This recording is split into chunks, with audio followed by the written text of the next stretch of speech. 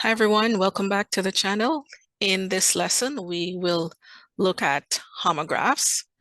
So homographs are a little bit tricky for second language learners. So I thought I would do a video on homographs. So what are they? They are words that are spelled the same, but have different meanings and different pronunciations.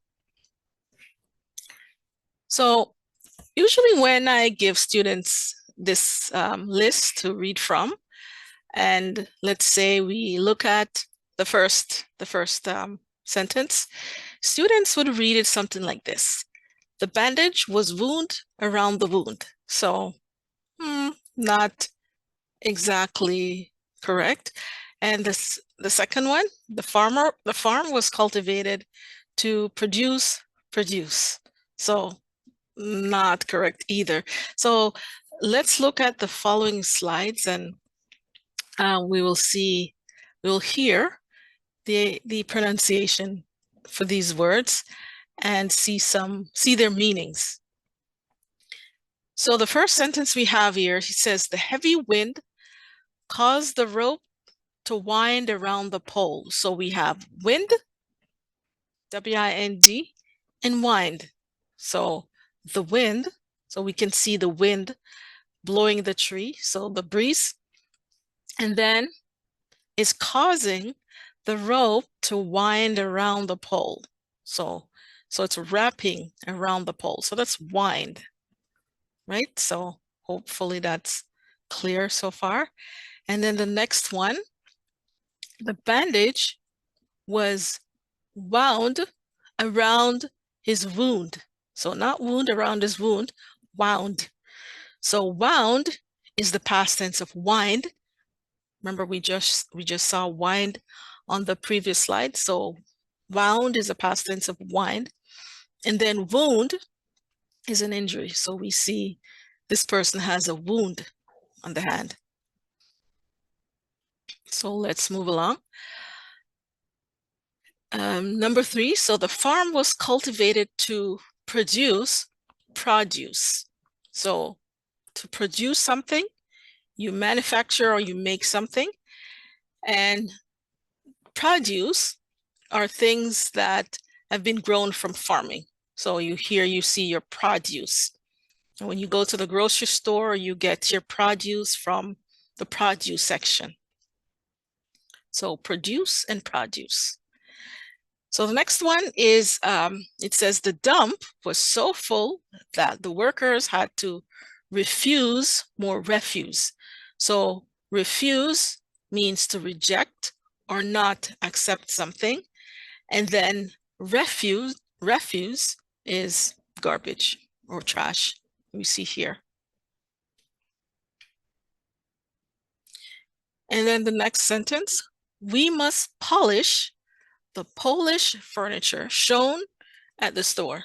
So to polish something, you clean it up and you want to make it shiny. So shiny, kind of like that, but it says the furniture. So you're polishing your furniture. When you have your furniture in your house and it's dusty, you want to polish it.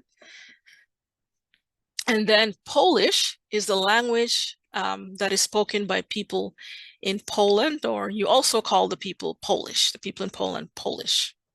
So Polish and Polish. And then the next sentence, he could lead if he could get the lead out.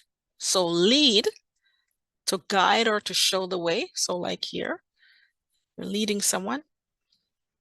And then the lead, so it's a, metal or chemical element, the lead. So lead and lead. And then the next sentence, so the soldier decided to desert his tasty dessert in the desert. That one can be a little bit tricky. So to desert, when you desert something, you abandon something or you leave it with no intention of going back. So when you desert something, you leave it. So desert. And then you have your tasty dessert. And then the desert. See? dry land, barren land, land with no vegetation. So that's the desert. So the soldier decided to desert his tasty dessert in the desert. And then the next sentence, since there is no time like the present, he thought it was time to present the present to his girlfriend. So the present, which is now, the moment that we're speaking, and then to present something is to give something to someone, and then a present is a gift. So since there is no time like the present, he thought it was time to present the present to his girlfriend. And then the next sentence, a bass was painted on the head of the bass drum. So a bass is a fish. And then a bass is the lowest adult male voice. So you can also have a bass guitar or a bass drum. So bass has something to do with music or singing, right? So bass and bass. And then our next sentence here, when shot at, the dove dove into the bushes.